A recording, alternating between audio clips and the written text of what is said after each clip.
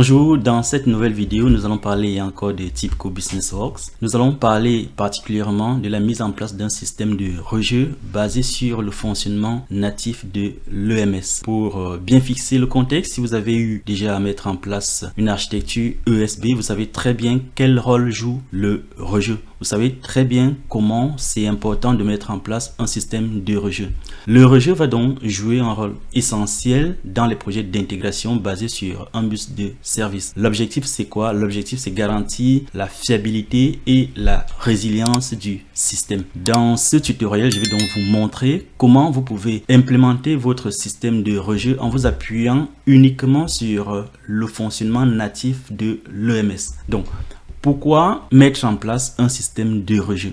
Pourquoi c'est important? Vous savez très bien que dans les environnements d'intégration, une fois que le message est entré dans l'ESB, nous avons pour consigne de ne surtout pas perdre le message. Ça, c'est la première règle lorsqu'on met en place un système d'intégration.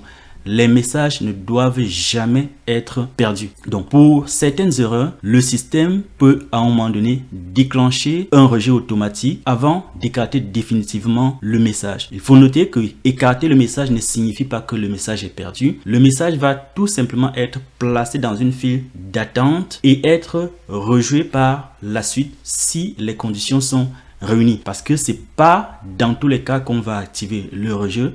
Pour certaines erreurs, on va juger nécessaire écarter tout simplement le message, le placer dans une file d'erreur et ne pas le rejouer. Donc, dans ce cas, le système peut tout simplement placer le message dans une file d'erreur ou le retourner carrément à son émetteur. Ce sont des cas qui arrivent également. Alors, la question à se poser lorsqu'on pense mettre en place un système de rejeu, c'est dans quel cas d'erreur on va activer le rejet automatique. Il faut savoir qu'il y aura un rejet automatique. Il y aura également la possibilité de rejouer manuellement les traitements. Et tout dépend de ce qu'on attend du système. Mais c'est vous qui l'implémentez, c'est vous qui regardez dans quelles conditions vous activez soit le rejet automatique ou vous demandez à ce qu'un rejet manuel soit effectué. Et pour cela, il faut faire l'analyse des erreurs. Donc, pour mettre en place un mécanisme de rejet efficace, capable de gérer plusieurs tentatives d'intégration en cas d'échec, il est en effet crucial de prendre en compte à la fois les erreurs techniques et les erreurs fonctionnelles. Donc, pour certains types d'erreurs, on va se poser la question, est-ce qu'on active le rejet automatique? Les questions, par exemple, à se poser sont des erreurs de configuration de fichiers. Qu'est-ce qu'on fait? Est-ce qu'on rejoue systématiquement? Des erreurs de validation de données. Est-ce qu'on va rejouer un traitement parce qu'il y a une donnée qui ne respecte pas le contrat d'interface? Des erreurs d'authentification. Est-ce qu'on va rejouer parce qu'il y a un problème d'authentification lorsqu'on essaie d'intégrer les données dans le système cible? Des erreurs de performance, des erreurs de logique métier, des erreurs de non-conformité aux spécifications, des erreurs de timeout. Donc, vous vous posez ces questions-là sur une catégorie d'erreurs.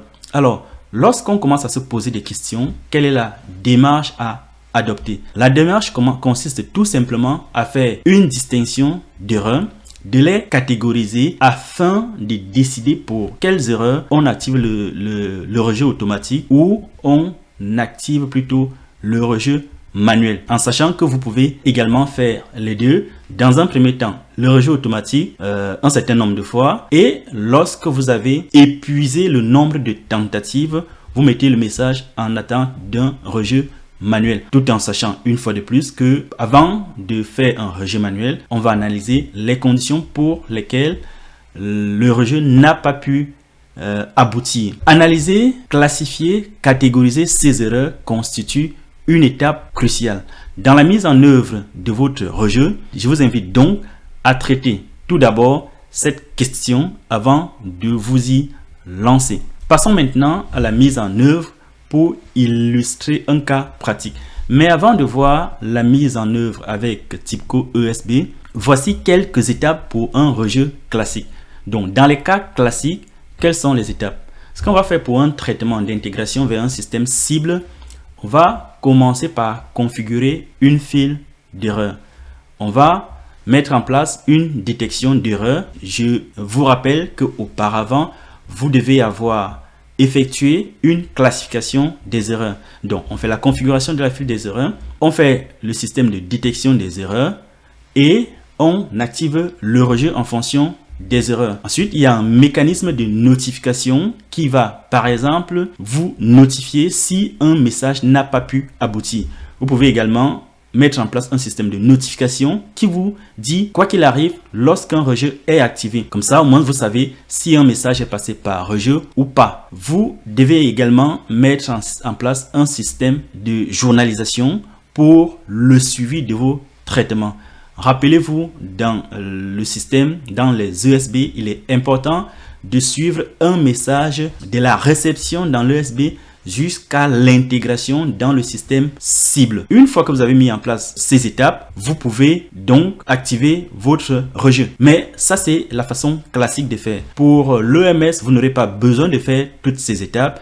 Je vais vous montrer donc pas à pas ce qu'il faut faire pour activer le rejet tout simplement avec l'EMS. Et à la fin de ce tutoriel, vous verrez exactement ce qu'il faut faire et je vous dis exactement aussi ce qu'il ne faut pas faire parce que il ne suffit pas d'activer tout simplement le rejet et de dire que c'est fini, basta, on a terminé. Non. Maintenant, passons à l'étape du rejet avec l'EMS. TIBCO EMS nous donne donc la possibilité de mettre en place un rejet automatique. Ce rejet est basé exclusivement sur le fonctionnement de l'EMS. Le mécanisme s'appuie sur deux paramètres. Le premier paramètre, c'est le Redelivery Delay et le deuxième paramètre, c'est le Max Redelivery. Je vous renvoie à la documentation pour comprendre exactement ce que font ces deux paramètres. Mais je vous donne quelques détails avant qu'on ne passe à l'étape de mise en œuvre. Donc, le premier paramètre qui est le Redelivery Delay va spécifier le temps d'attente que le serveur EMS va observer avant de mettre le message à la disposition dans la file d'attente. Donc, vous pouvez définir ce paramètre en utilisant les minutes, les secondes ou l'intervalle horaire. Le délai d'attente va donc varier entre 15 secondes et 8 heures maximum. Le deuxième paramètre qui est le Max Redelivery va spécifier le nombre maximum de fois qu'un message peut être livré au destinataire.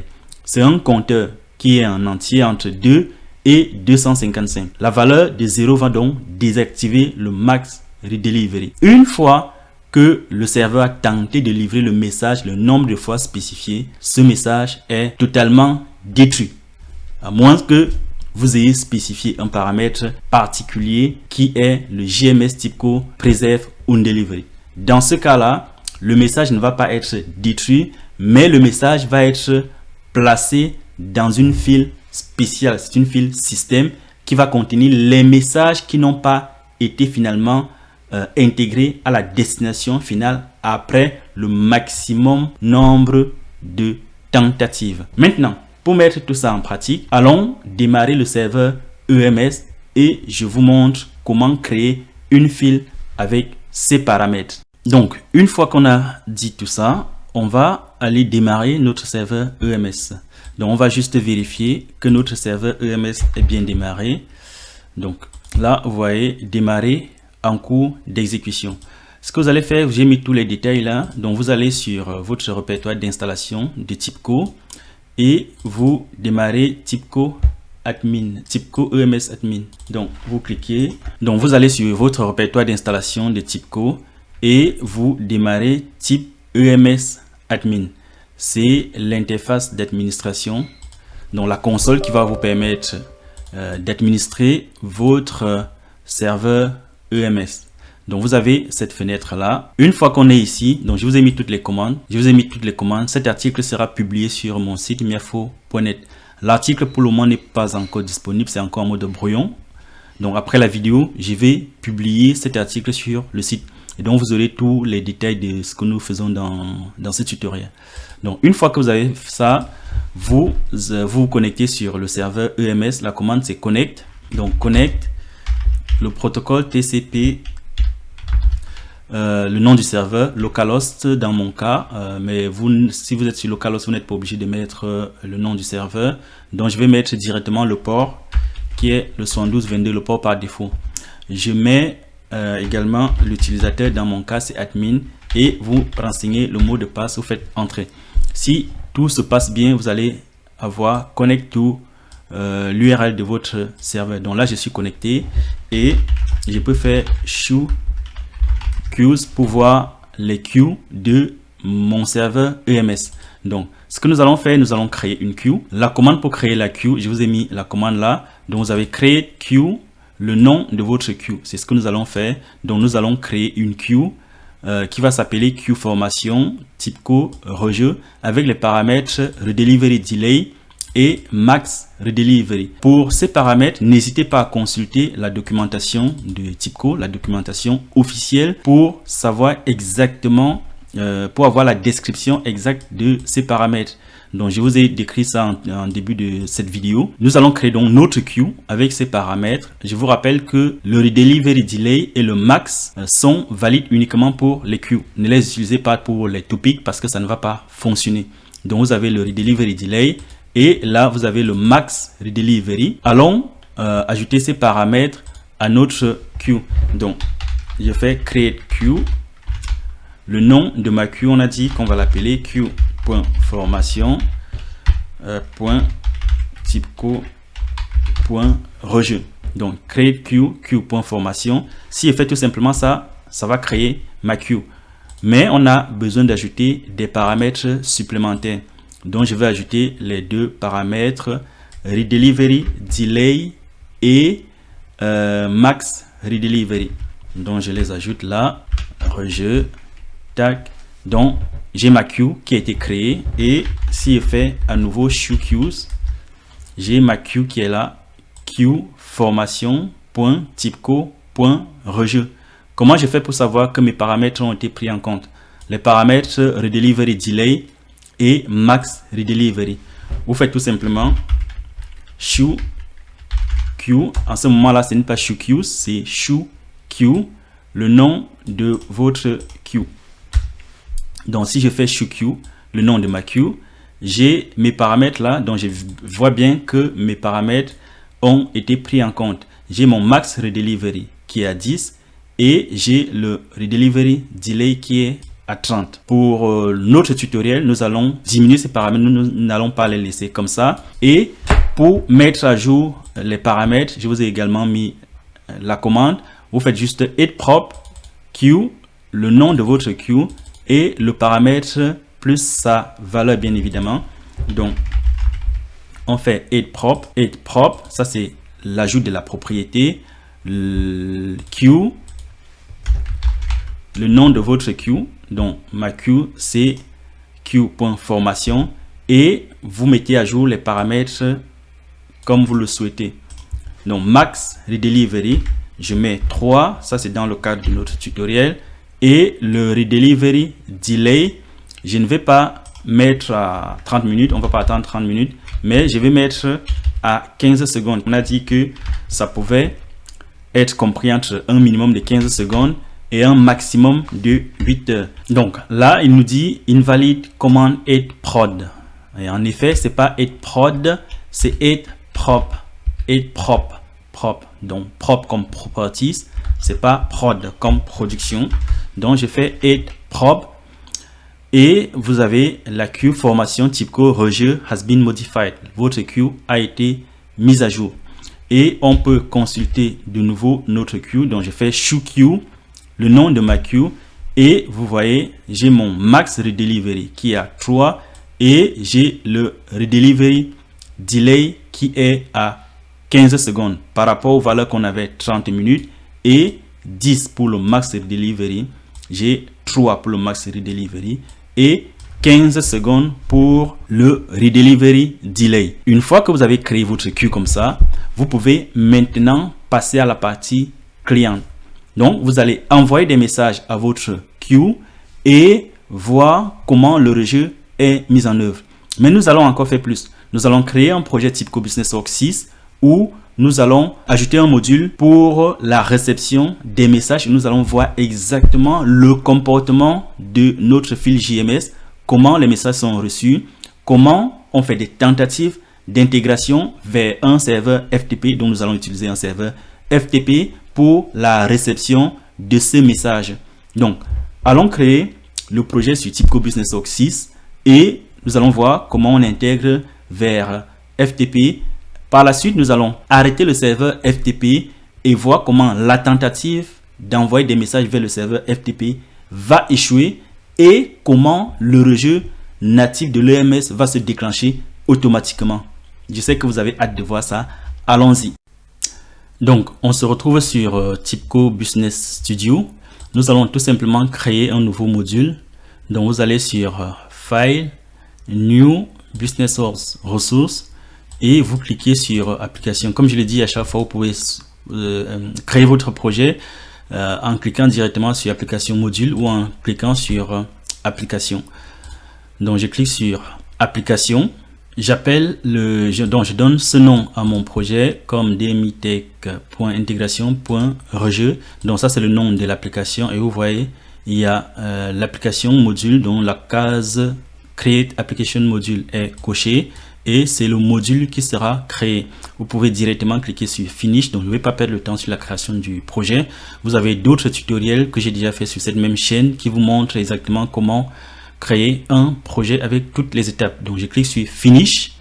Vous voyez notre projet qui est en cours de création.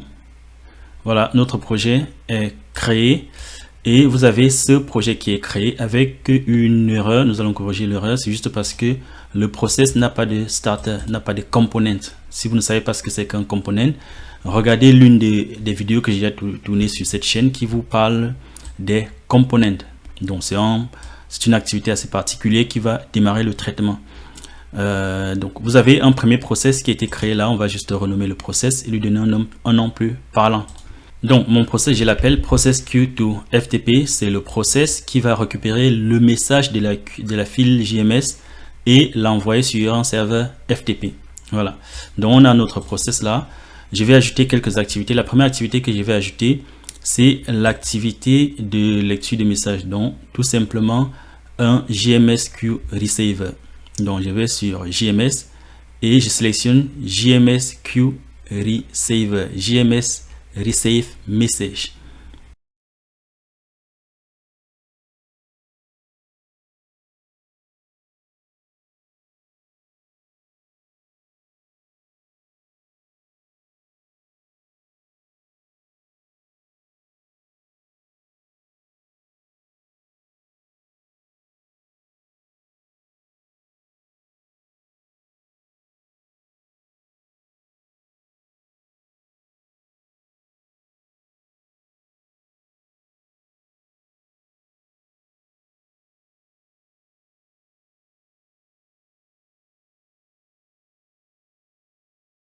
Bon, j'ai terminé de configurer mes activités.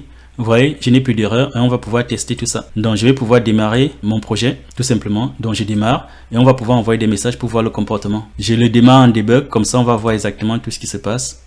Donc, on a notre application qui a bien démarré. Notre application qui a bien démarré. On va utiliser l'interface James pour envoyer des messages. Donc, vous voyez, j'ai démarré James là. Et voici notre queue. On va juste faire syntax message. Donc on vient sur body, on va supprimer celui-là et on va envoyer ce message. Et on va voir comment se comporte notre process.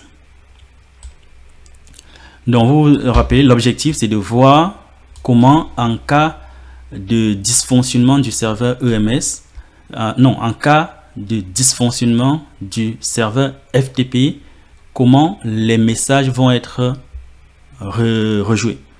Donc dans un premier temps, on est dans un fonctionnement normal, il n'y a pas d'erreur. J'envoie le message et puis on va voir ce qui va se passer. Donc notre message est censé être reçu par notre module. Donc là, vous voyez, le message a été reçu et ça a été poussé vers le serveur FTP et tout s'est très bien passé. Donc tout s'est très bien passé. Vous voyez, tout est vert là, le message est reçu, le message est traité et tout s'est bien passé. Sur James, il n'y a plus de message. On a un receiver qui est connecté.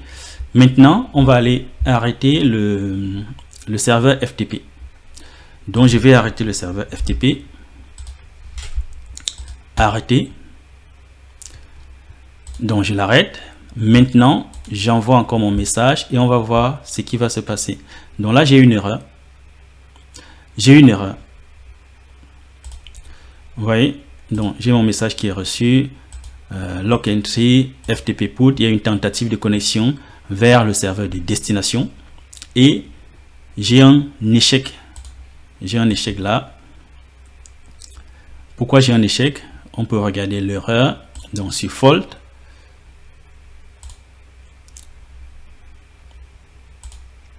Sur fault, vous regardez l'erreur.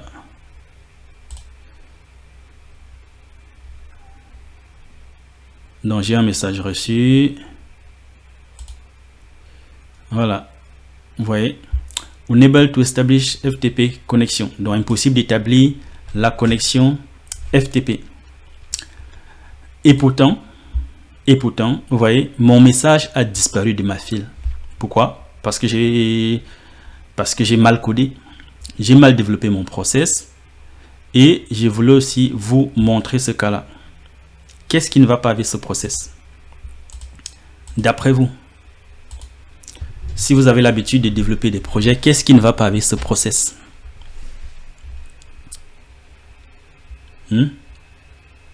Ça, c'est le premier cas où tout s'était bien passé. Mais dans le deuxième cas, quel est le problème avec ce process? Il dit qu'il n'arrive pas à établir la connexion FTP. Et pourtant, mon message n'est plus présent dans ma file. Donc sur la file Q formation type co rejeu, mon message a disparu. Il n'est nulle part. Pourquoi? Je vous ai déjà dit parce qu'il y a un problème sur le process. Bon, on va aller corriger le problème et on va refaire la tentative de rejeu. Donc j'arrête le test, je reviens en mode design et je vous dis quel est le problème. Le problème, c'est au niveau de l'acquittement. Vous savez, sur le serveur EMS, la réception sur acquittement automatique vaut acquittement. Et vous voyez là, Acknowledged Mode. Le mode d'acquittement est automatique. Donc, ce que je dois faire, je dois modifier le mode d'acquittement. Sur TIBCO, vous avez plusieurs modes d'acquittement. Donc, voilà les différents modes d'acquittement. Ce qui nous intéresse pour avoir la main sur l'acquittement, nous devons sélectionner le mode client. Et une fois qu'on a sélectionné le mode client, ça veut dire quoi? Que c'est nous qui devons acquitter le message qu'on a reçu. Et on va prendre la décision d'acquitter uniquement si tout s'est bien passé. Donc là, on a fait notre push FTP. On a logué que tout s'est bien passé. Il faut maintenant acquitter. Donc on va juste ajouter l'activité confirme. Ce n'est plus la confirmation automatique dès la réception du message. C'est un acquittement, une confirmation lorsque toutes les étapes du traitement se sont bien déroulées. Donc une fois qu'on ajoute l'activité confirme, on sélectionne ici tout simplement ce qu'on va confirmer. Donc je sélectionne l'activité receive message et j'enregistre. Là, vous allez voir comment notre message, s'il n'est pas correctement délivré, s'il n'est pas correctement intégré à la destination, le message ne va pas disparaître de la file, mais le message va venir se placer dans cette file spéciale qui est le 6 Redelivery Delay. Donc, lorsque notre message est dans la file de traitement, il y a une tentative de connexion à la destination. En cas d'échec, le message est placé dans 6 Redelivery Delay en attente du temps d'attente, donc du délai de rejeu. Lorsque ce délai est écoulé, il y a le message qui est remis dans la queue formation.typco.rejeu. Lorsque toutes les tentatives ont échoué, il y a deux possibilités. Je vous ai dit en introduction.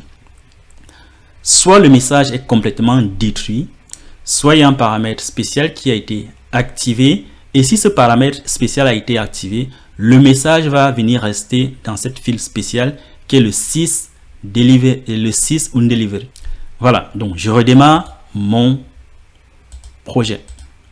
Toujours en mode debug, comme ça on va voir exactement ce qui se passe. Voilà, notre application a bien démarré et on peut refaire notre test. Donc là, ce qu'on va faire, qu'on va faire, on resoumet notre message dont je fais envoyer et on voit comment il se comporte. Voilà, le message a été envoyé, il est encore dans la file, il a été pris en charge. Donc le message a été pris en charge. Vous voyez, le message est maintenant dans 6 redelivery delay. Pourquoi? Parce qu'il y a eu une tentative de livraison du message et il y a eu un échec. Pourquoi? Parce qu'il ne pouvait pas. Voilà, voilà le rejet qui a commencé. Vous voyez, j'ai rien fait et ça rejoue tout seul. Ça rejoue tout seul. C'est ce qu'on voulait voir. Donc voilà mon message qui est revenu dans le redelivery parce que la tentative a échoué. Il va le faire 3 fois. C'est ce qu'on avait spécifié. C'est ce qu'on avait spécifié. Il va le faire 3 fois sur le max delivery.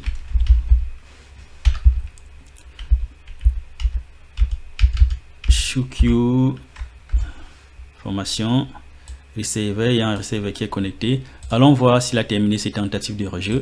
Non, le message est toujours, il faut actualiser pour voir, le message est toujours sur redelivery delay. En fait, il fait une tentative toutes les 15 secondes. C'est ce qu'on avait spécifié.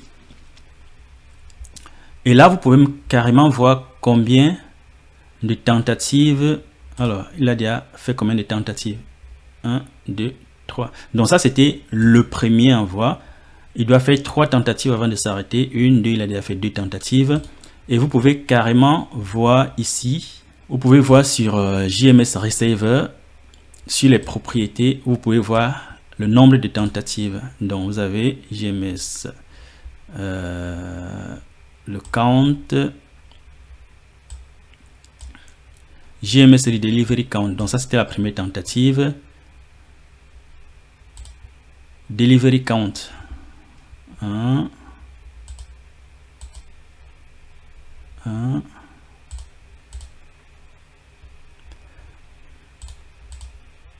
Voilà. Et là, 3. JMS Delivery Count 3. Normalement, à la troisième tentative, notre message doit être détruit. Détruit pourquoi? Parce qu'il y a le paramètre, je ne l'ai pas seté. Je ne l'ai pas configuré. Et donc, si on revient là, vous voyez, mon message a tout simplement été détruit. Je l'ai perdu. Ce qu'on ne doit jamais faire lorsqu'on met en place un système d'intégration. Pour bien faire les choses. Donc, vous voyez, là, on a nos tentatives. Si, entre-temps, j'avais redémarré le serveur. D'ailleurs, faisons un test. Faisons un test. J'envoie encore mon message. Donc, on a mon message là qui commence. Est-ce que le message est toujours dans la queue? Donc, le message est dans Redelivery. Entre-temps, je vais redémarrer mon serveur FTP. Donc, démarrer. J'ai démarré le serveur FTP. J'espère que le nombre de tentatives n'avait pas déjà dépassé. Est-ce que le message est toujours dans la queue? On va voir si le message est toujours dans la queue. Bon, le message avait déjà disparu de la queue. Ah oui, le message. Donc, le test est passé. Parce que là, j'avais failed et là, j'ai complete. Donc, j'ai redémarré mon serveur FTP et le rejeu a fait en sorte que mon message qui était en échec a finalement pu être intégré. Donc, vous voyez l'importance du rejeu. Imaginez dans votre traitement, vous pouvez avoir des micro-coupures réseau, vous pouvez avoir des problèmes de redémarrage, ça arrive, vous pouvez avoir d'autres problèmes et il suffit d'implémenter le rejeu pour résoudre un grand pourcentage de problèmes qu'on rencontre dans les systèmes d'intégration. Donc maintenant, je vous ai dit que si à la fin du nombre de tentatives pour cette implémentation, lorsqu'on a dépassé le nombre de rejets, le message est perdu à moins d'avoir spécifié le paramètre qu'on a vu au début. Je vous le remontre. Donc, pour ne pas perdre le message, vous devez bien spécifier le JMS TYPCO Preserve Undelivery. Maintenant, je vous pose 2 questions. Comment spécifier ce paramètre? Je vous laisse chercher comment spécifier ce paramètre. Vous le mettez en commentaire. Et si vous ne savez pas, posez votre question en commentaire et je vous dirai comment spécifier ce paramètre. La deuxième chose que vous pouvez faire, c'est contrôler le nombre de tentatives. Vous pouvez par exemple prendre la décision parce qu'au final, si tout s'est mal passé, que vous avez configuré correctement le paramètre, les messages sont remis dans 6 undelivered. Et vous ne pouvez pas lire les messages ici. Vous ne pouvez pas lire directement les messages ici. Il y a une option qui peut vous permettre de récupérer un message de cette file système. Quelle est cette option? Comment vous pouvez faire pour récupérer ces messages? La troisième chose, c'est que lorsque vous contrôlez le message, le nombre de tentatives, à la fin, vous pouvez vous-même prendre la décision de pousser les messages qui n'ont pas été remis à leur destination, de les pousser dans une file spéciale. Ça peut être une queue d'erreur et derrière notifier qu'il y a un message qui n'a pas pu être intégré malgré le nombre de tentatives. Donc vous voyez, une fois que vous avez mis en place un système comme ça, il y a toujours des améliorations. Il y a toujours des améliorations que vous pouvez faire. Une fois que vous avez mis en place un système comme ça, il y a toujours des améliorations que vous pouvez faire. Dites-moi en commentaire quelles sont les améliorations que nous pouvons faire sur ce système. Dans une autre vidéo, je vous montrerai comment mettre en place un système de rejet qui ne s'appuie pas sur JMS, qui ne s'appuie pas sur l'EMS de TIBCO.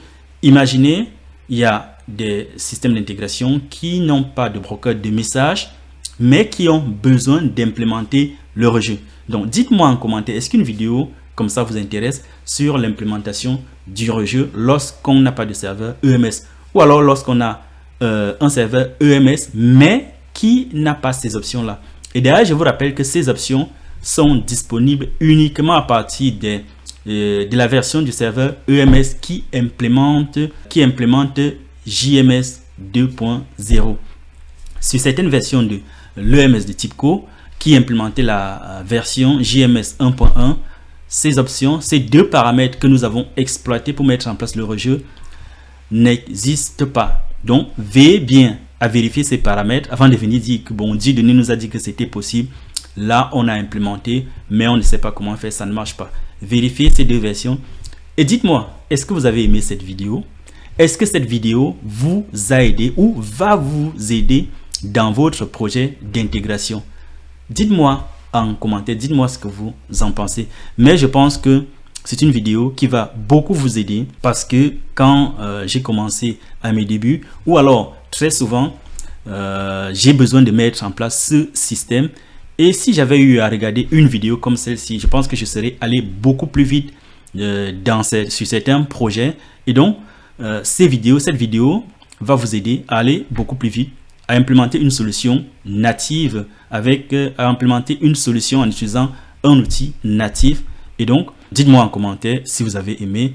Et surtout, n'oubliez pas de mettre un pouce, d'aimer la vidéo et de la partager autour de vous pour aider d'autres personnes qui sont peut-être en difficulté, qui ont du mal à mettre en place un système de rejet dans leur système. Merci d'avoir regardé la vidéo jusqu'à la fin. Je vous dis à très bientôt. Arrivederci.